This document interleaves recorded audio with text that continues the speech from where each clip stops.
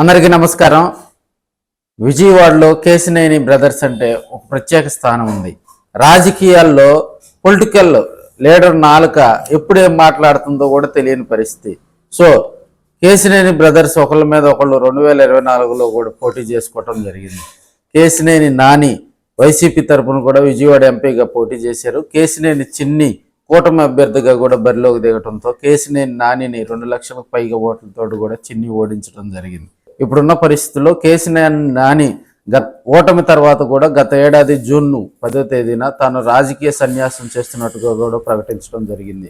అప్పట్లో కొంత డేలా పడ్డప్పటికీ కేశినేని నాని వర్గం కొంత డేలా పడ్డప్పటికీ కూడా రాను రాను రాను రాను మళ్ళీ రాజకీయంగా కూడా కేశినేని నాని యాక్టివ్ అయ్యేందుకు కూడా చర్యలు తీసుకుంటున్నట్టుగా కూడా తెలుస్తూ ఉంది. ఇప్పటికే బీజేపీతో ప్రయాణం చేసేందుకు కూడా కమలం నేతలతో టచ్లోకి వెళ్ళినట్టుగా కూడా తెలుస్తూ ఉంది. బీజేపీ రాష్ట్ర అధ్యక్షురాలు పురంధేశ్వర్ గారితో కూడా కొన్ని మంతనాలు కూడా జరిపినట్టుగా కూడా తెలుస్తూ ఉంది. రహస్య మంతనాలు కూడా అవి కార్యరూపం దాల్చేలా కూడా మనకి సమాచారం తెలుస్తూ ఉంది. విజయవాడలో కేశినేని బ్రదర్స్ అంటే నానిని ఒక పక్క చిన్నిని ఒక పక్క 2024 వరకు కూడా చూడలేని పరిస్థితి. వారిద్దరూ నానిని కలిస్తే చిన్నిని కలవాలి, చిన్నిని కలిస్తే నానిని కలవాలి అన్నట్టుగా కూడా వారు కేశినేని బ్రదర్స్ 2008లో ప్రజారాజ్యం పార్టీ చేరికతోటి కేశినేని నాని ఆయన రాజకీయ జీవితం కూడా ప్రారంభించారు. 2009లో ఎంపీగా పోటీ చేసే అవకాశం రాలేదు.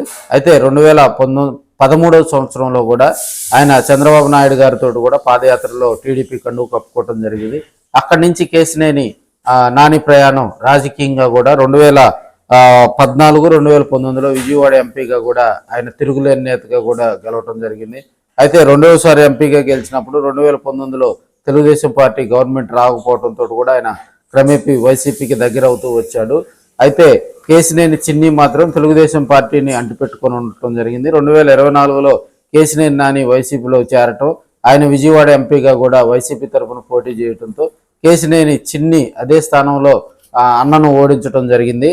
అయితే 2019లో జరిగినటువంటి బెజవాడ కార్పొరేషన్ 2019 తర్వాత జరిగినటువంటి బెజవాడ కార్పొరేషన్ ఎన్నికల్లో కూడా కేశినేని నాని కుమార్తె కేశినేని శ్వేతను కూడా ఆయన రాజకీయ ఆరంగరేటం చేయడం జరిగింది. కేశినేని శ్వేత కూడా కార్పొరేట్గా కూడా గెలిచి తండ్రి బాటలో టీడీపీకి గుడ్ బై చెప్పి వైసీపీలో చేరారు.